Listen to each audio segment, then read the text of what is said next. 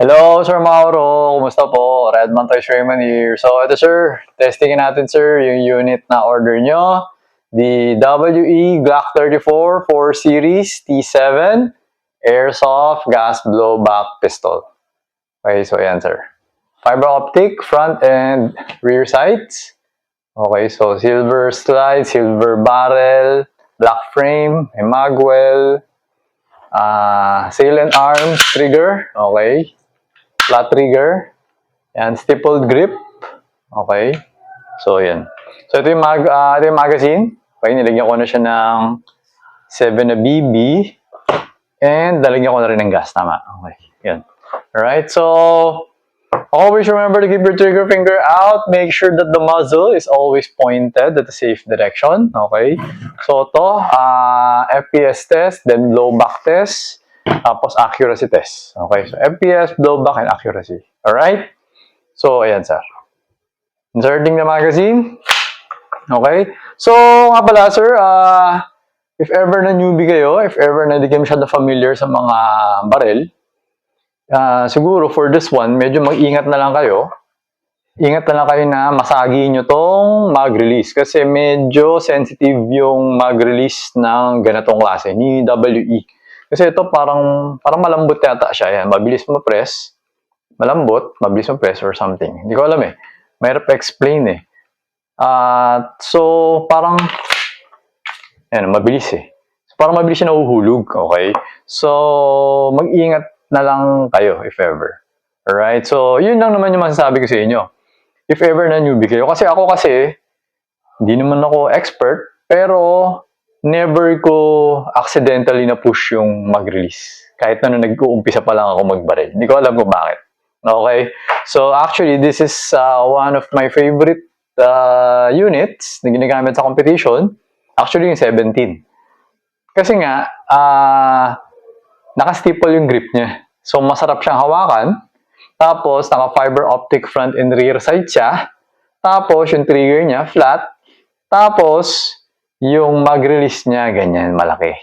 Okay, kasi itong grip kasi na to, medyo mataba to eh. Parang pang Gen 3 yung grip. Tapos, ito, malapad.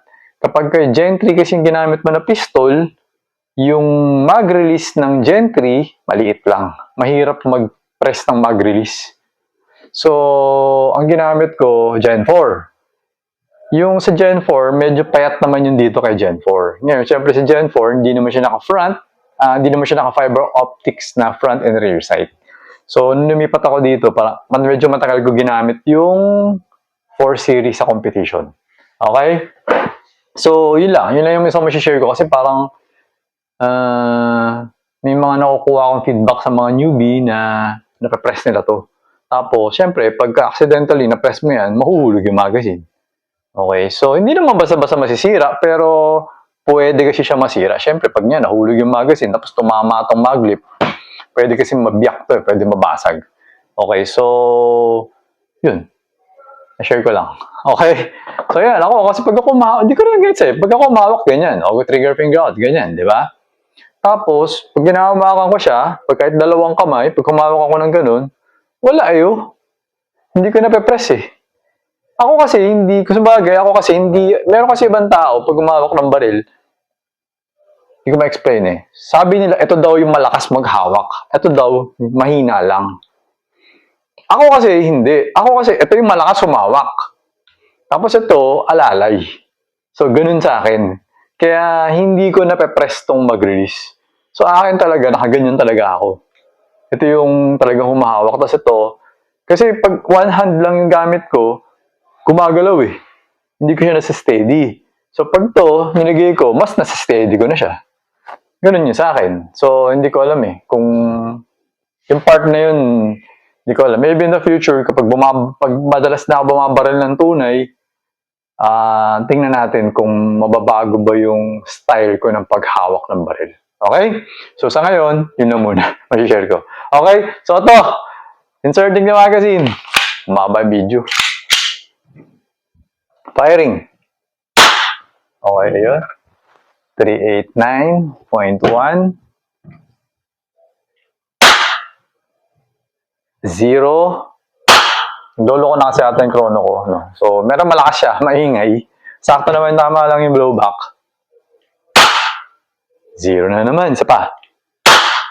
Hindi ko alam kasi may bumabalik or something eh. Basta minsan naggagaling siya, nagzi-0 siya. So, 366.8. So, nakailang putok na ba ako? 5. So, may 4 na bala pa ako. Okay, pwede pa ito pang accuracy test. So, for the accuracy test, target box natin is 2.3 meters. No? Distance to the target box is 2.3 meters. Tapos yung bilog, target size is 4 centimeter. Okay, dati 2 inches, ngayon niliitan ko 4 centimeter. Okay, so ang ibibigay ko sa iyo is the one on the bottom right. Talon-talon na lang tayo. Bottom right. So, yun. Tapos, picture ko na lang siya. Tapos, send ko sa iyo yung picture. Tapos, siguro, bibilugan ko na lang din. Or, pag nakalimutan ko bilugan, tapos alam mo, nasa bottom right siya. So, yun. Bottom right. Yung pinakauna doon sa may pinaka-corner. Okay? Wala pa siyang tama. Yung mga kapitbahay niya, wala pa rin butas. Okay, so, yun yung babaraling ko.